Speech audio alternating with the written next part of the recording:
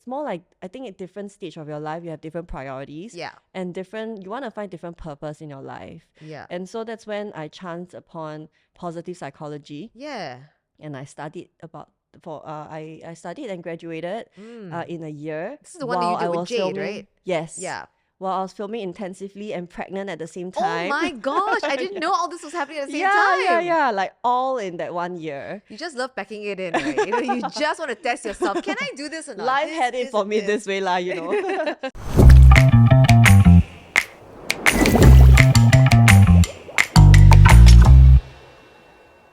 And today we've got model, actress, soon-to-be mom of 2 is Sheila Sim here with us. Hi, Sheila. Good to be here. I'm happy to be here. Thank you very much for making the time.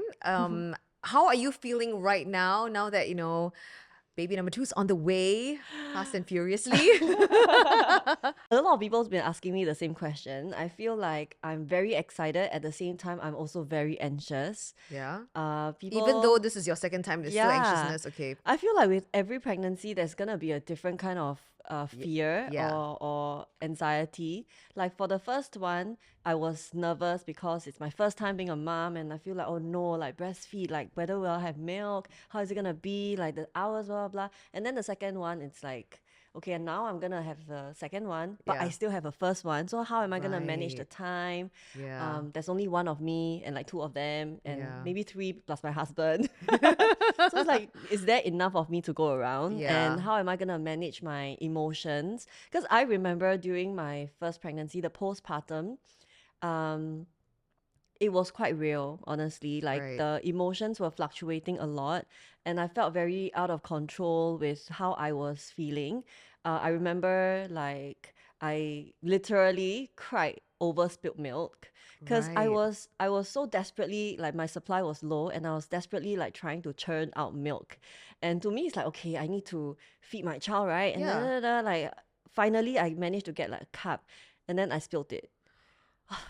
I sat there and I just Oh couldn't stop crying. no.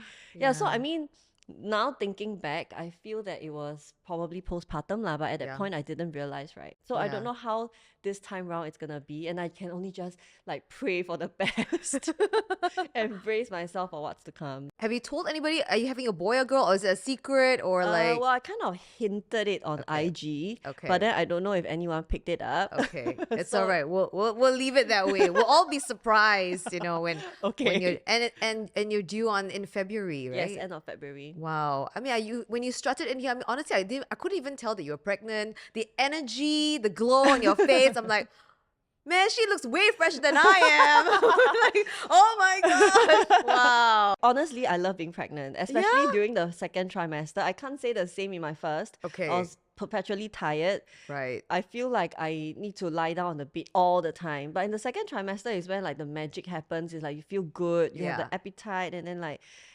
yeah, just you don't have to stress about, okay, getting the nursery done, because then Yeah. you can wait for the third trimester for that. And second trimester Right. is just where things are good. I read on Instagram that you wrote motherhood can be testing and triggering in very many ways. Can you tell us about how that has affected you? How is this so? Yeah. First of all, it obviously affected me as a person. I question my values. I question my principles.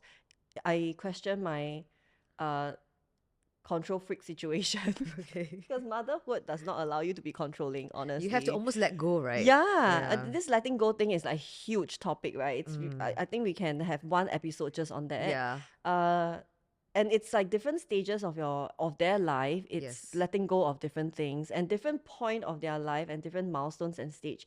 It's also different challenges and different triggers. And then I Okay. think the biggest trigger of it all is probably my relationship with my mom, Right.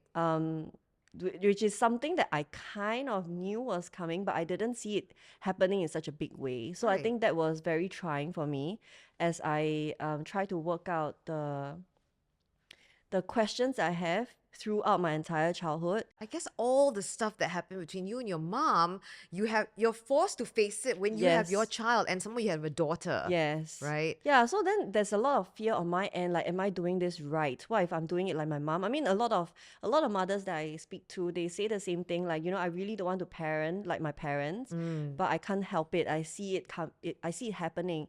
But Yeah. I mean, we are brought up by our parents, and that's the only way we know how. Yeah.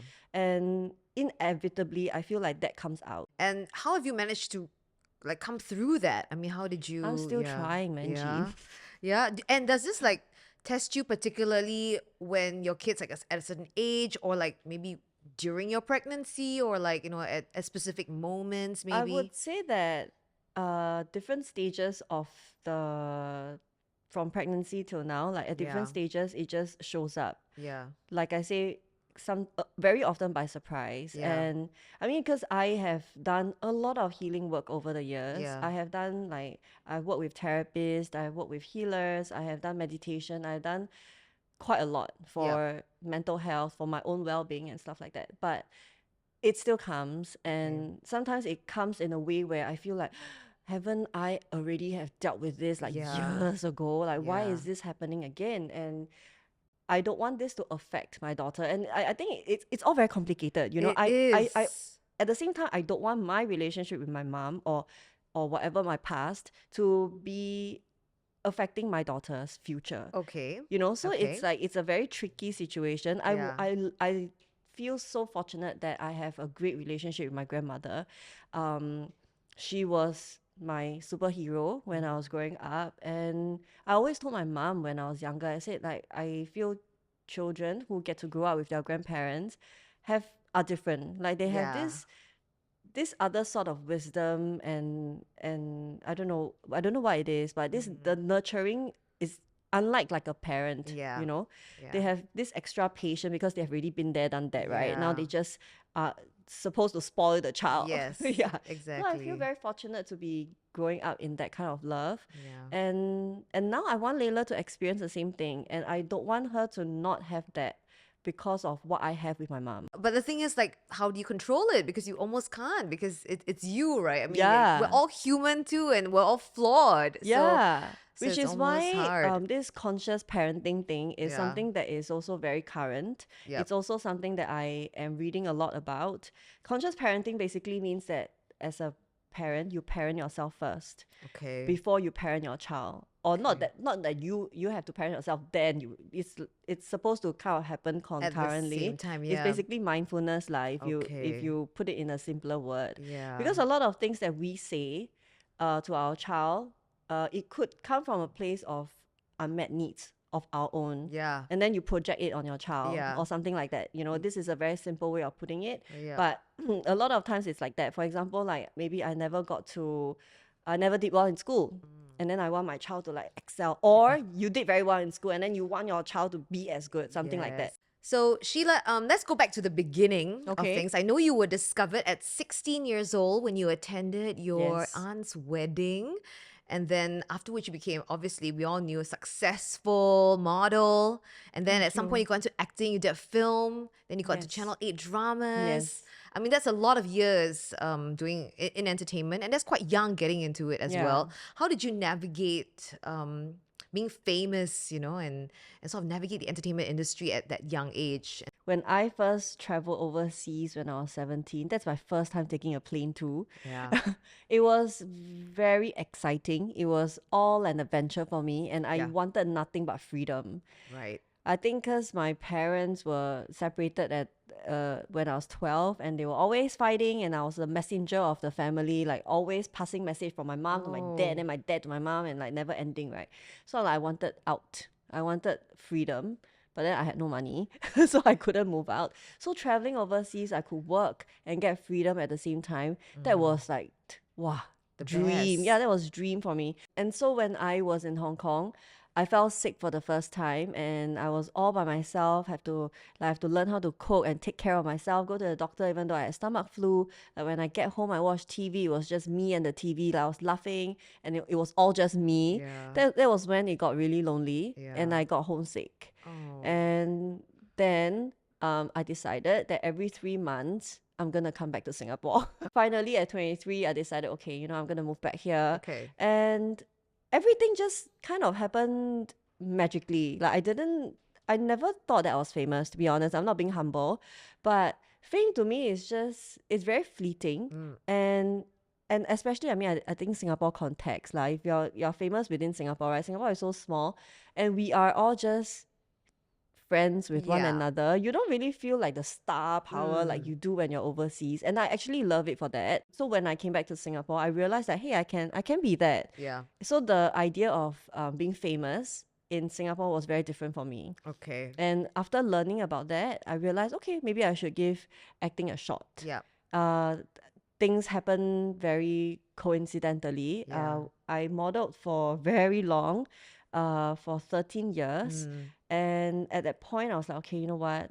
I want to leave the industry being high up Yeah. there and not like, okay, you know what? Why is she still modeling? And that's when I decided, okay, I'm going to do something else. Yeah. And the director from MediaCorp looked for me to star in the lead role.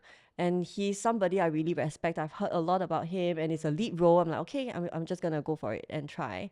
And that was a transition. It was Wow. smooth and It's seamless. like meant to happen. It's more like, I think at different stage of your life, you have different priorities. Yeah. And you want to find different purpose in your life. Yeah. And so that's when I chanced upon positive psychology. Yeah.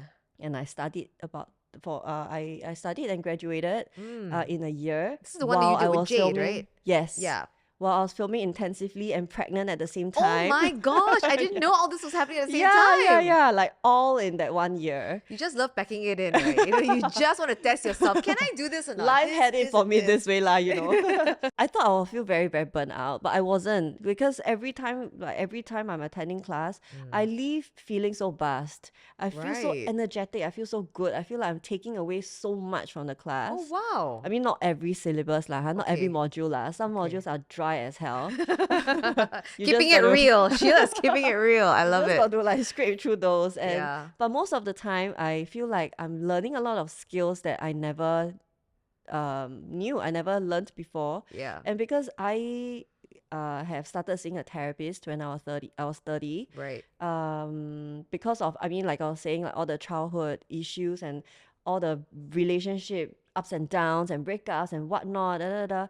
At some point, I feel like I think I need help. At 30, you decided that you're going to see a therapist. Yes. Now, were there particular push factors at that point? Can you tell us about that? I think the biggest push factor, even though I think the biggest bulk of it came from my parents' relationship, Yep. but I think I have experienced it in a different way. I experienced it in my own breakup.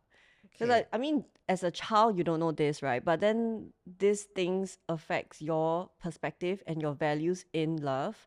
Yep. And in my relationship, like I was very controlling. I was always going in with a mentality like, you know, I'm never going to break up. I want this relationship to work.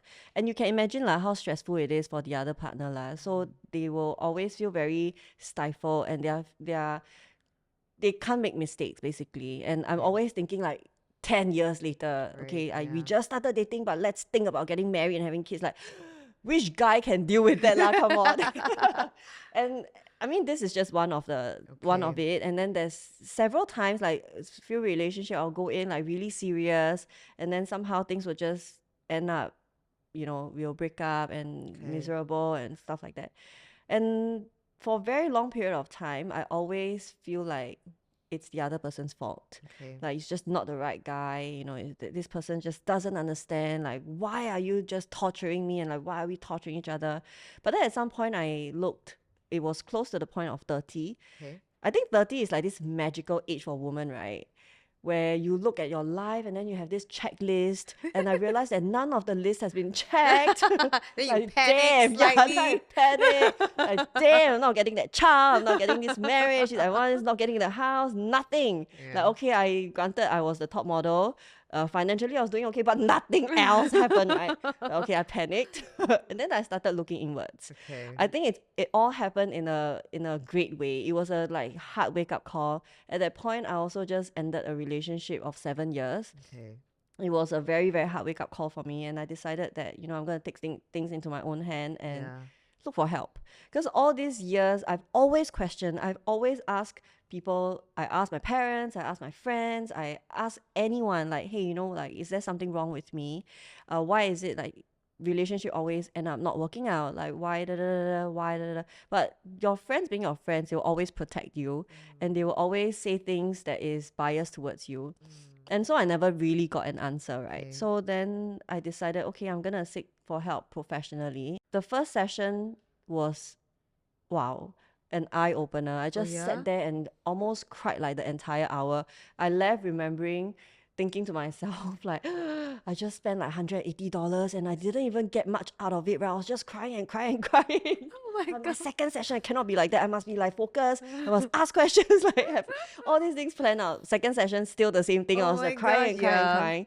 But I mean, that was the beginning. Yeah. But I feel like in that period of few sessions, I can't remember how many sessions it was, but it was very, very healing. And Yeah. I have so many things unfolded for me. Can I ask, like, did you immediately like take to your therapist, or did it take a while for you to find a particular Oh, therapist? she's the only one that I went to. Oh, wow, and it worked. Yeah, and it worked. Wow. Yeah, I was again very Again, lucky. very lucky. Okay, this is the thing Yeah. with Sheila. All right, all right. Yeah, This is it's always being awesome. sent to me at the right time. Yeah. And she focuses on women. That Okay. is one. And she focuses on childhood I see. Oh, traumas great. as well. So then Okay, it's okay. exactly what I needed. Yeah. Yeah. So, Okay. but honestly, since going into positive psychology work, I also feel like there's a lot of issues that it's revolving around childhood, whether Yeah. in a big way or small way. Yeah. Yeah. I think most of our problems actually stem from From our stuff that childhood. happened as as a Yeah. kid. And at that point, I mean, like growing up, I mean, I don't think our parents had any idea either. Back then, it was Yeah. not talked about. No one Yeah. actually really understood what it was. It's like, okay, you have food on the table, you have shelter Yeah. over your head, you're good, you're alive, it's Yeah. great. Are you still going for therapy, or do you see yourself going back to therapy at any point? I am very, very open to it. Yeah. I see different type of healing. Different people help me in different ways. So there's the therapist, and then there's the healer, Right. which is more the spiritual I see, kind. okay. And then there's also the meditation work that I'm doing. And then now Wow. I'm also equipped with positive psychology. So that also helps me. Yeah. But coming back to your question, just 2 days ago, I actually called up my therapist, Oh, yeah? which I haven't had to in the last 6 to 7 years. Wow, what happened? Mother issues. I read in your Instagram, Sheila, that you mentioned that your husband is emotionally and physically supportive of you, which I think is really, really awesome to have a partner that does this for you. Why are you looking at me like that? Because I'm gonna tell you what I told you off screen, which is it depends on which day you catch me. So when you wrote that post, it's like It's a you're good day. feeling It was a like- good day. Like contentment. Oh, you know. I know. It was I a know. good day.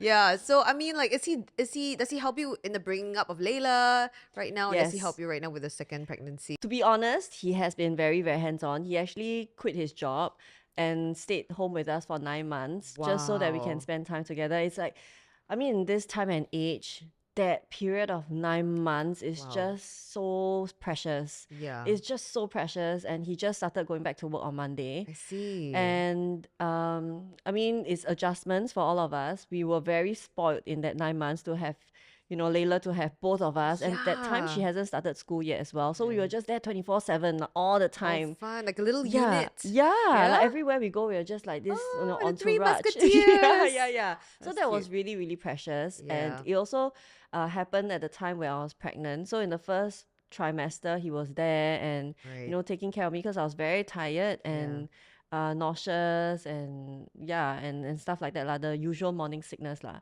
So he was there, but I mean, it's adjustment. So now that he's back to work, we have very little of him.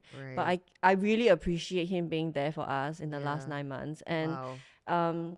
in when I first gave birth, I remember he was really, really, really, really there, Yeah. like emotionally, especially so because, like I said, I was telling you about how the postpartum was so real, and every day when he comes back home, he will be seeing this wife with a wet shirt, like, because I'll be leaking milk, and like hair all over the place, confinement, cannot shower, cannot wash hair, right?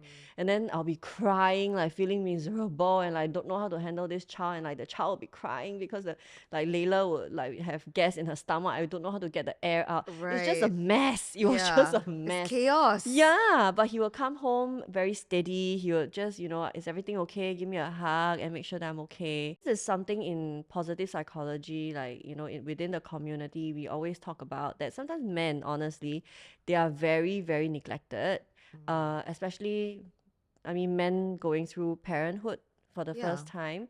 Like there's so much support for women. Yeah. You go online, you go on Facebook, you go anywhere, right? There's always a huge community. But then for men, it's very kind of unheard of lah, Yeah. and they don't have that support. They don't even really talk among their friends. They don't really talk among their family Yeah. members. Yeah. Not at And all. for him, he actually went through a period of feeling abandoned. He's like, okay, my wife suddenly is just not here with me anymore. Yeah. Like constantly looking after the child, like he's neglected. Because we used to be really, really, like we spend so much time together. Yeah. And then suddenly that's gone for him. So that's also a huge adjustment for him. And but he was very steady, he was Yeah. there for me, even though he was being neglected and stuff like that. But at some point he cracked.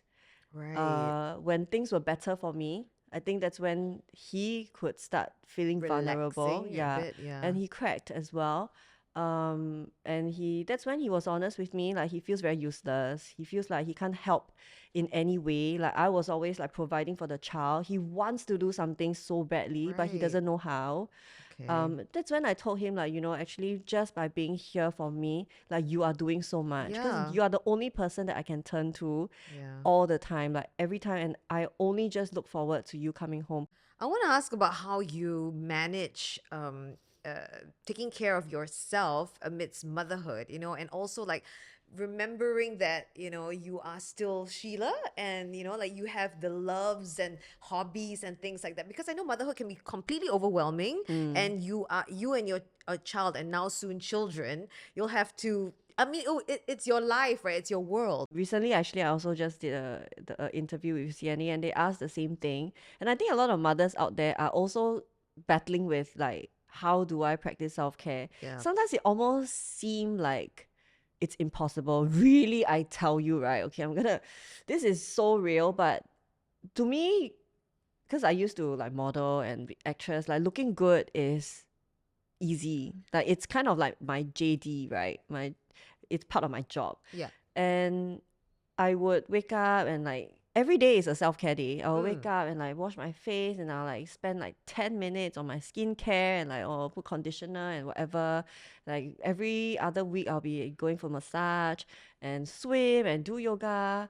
Like goodness, when the child is here, right? Like none of that happens. Sometimes like one whole day would pass. I'm like, I haven't even washed my face today, leh. Like I haven't Right. even put sunblock on today. When was the last time I hit the gym? Like half a year ago, that Right. kind of thing. Like yesterday, I dropped my daughter off in school, and I was walking back home. I have this beautiful park in front of my house, and I decided to just sit in the park for a while and do my sensory meditation, which is very simple, really. It's just about sitting there. I close my eyes. I hear the different sounds that I like.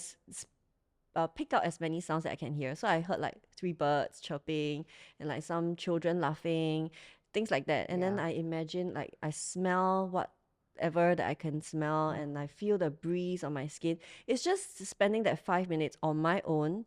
Yeah. And yesterday in the park, it was with the surrounding and Yeah. in nature. But it was very powerful. Like when I opened my eyes, I was smiling and I was very grateful to be in there at that moment. And so now that is self-care looks different for me now.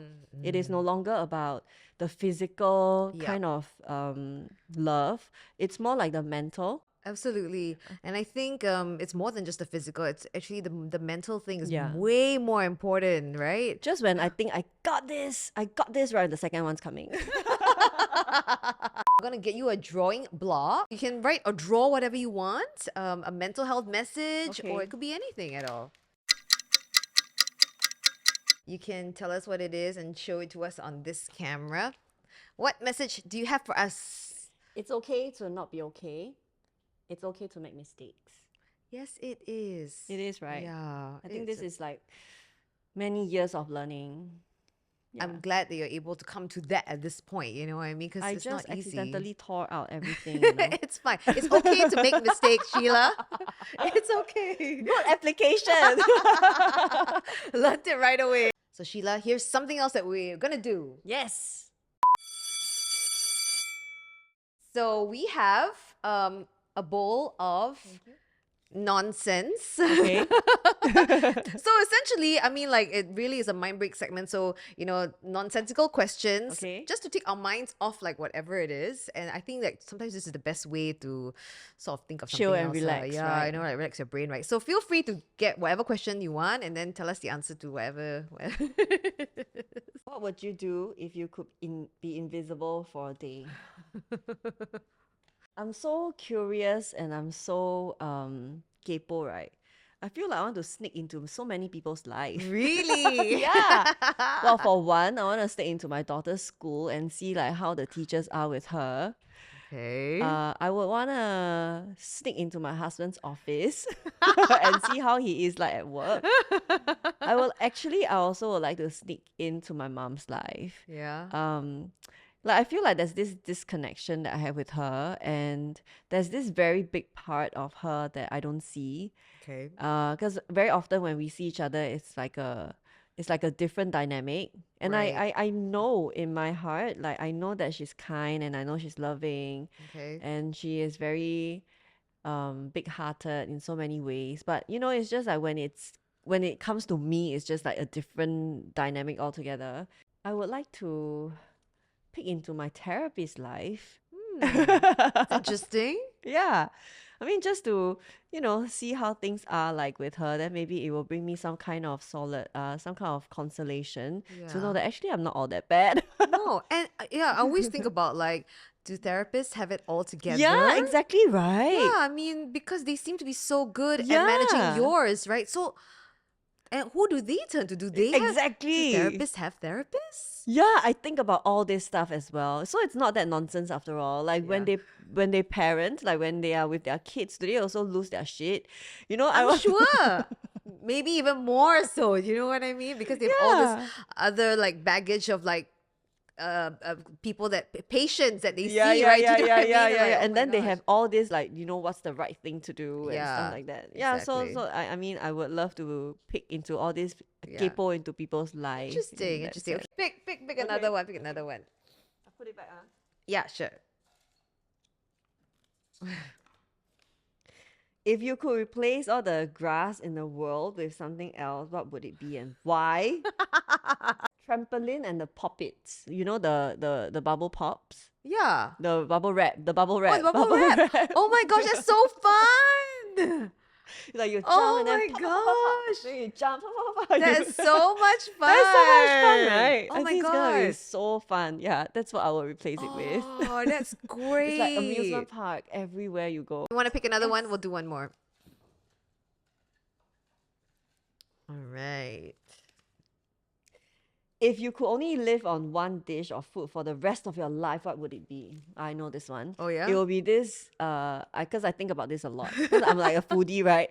I'm like, oh, and I'm somebody who loves to have variety. Right. And so it's almost impossible for me to just have one dish for the rest of my life. But if that's, Okay. and I've been asking myself this question, if I need to have one dish for the rest a lot of thought went into it, I can years tell. of thinking. I can tell. You're very passionate about this. Okay. It will be my grandmother's. There's this Hokkien dish called baki. It's basically Okay. like this pork, marinated pork that is coated with flour.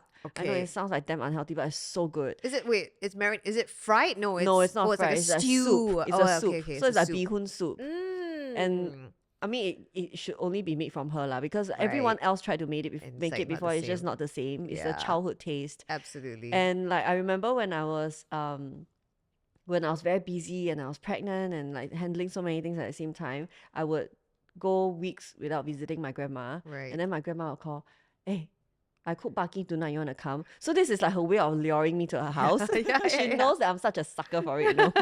Like I was okay, I'm there tonight. Like I'll be there Oh. tonight. Yeah. So if I can only have one thing for the rest of my life, that'll be it. Well, here's another kind of bowl that we're going to be looking into right now. It's the kind bowl. Yay! Yay. I love the kind bowl. All right, so let's get it in. And the kind bowl is at my village at Serangoon Garden.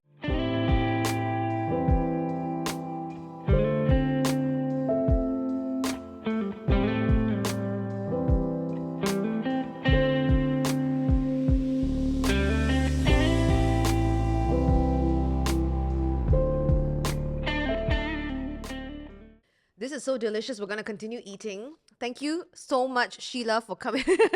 You're so cute. I'm sorry. Thank you for coming by and sharing all that's on your mind. You know what? I feel like we only scratched the surface. I feel like we could have gone on for like another 2 hours, 3 hours. I feel like I can. Would you come back for a later season? Yeah, sure. After I give birth.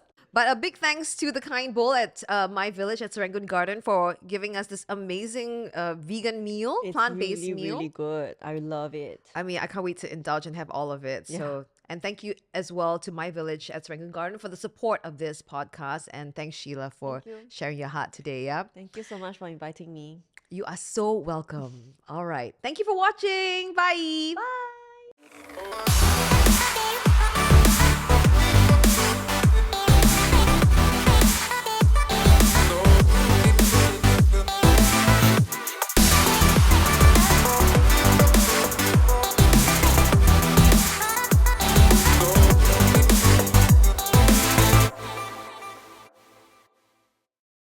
I'm not as terrified for my life when people are running down the street towards me.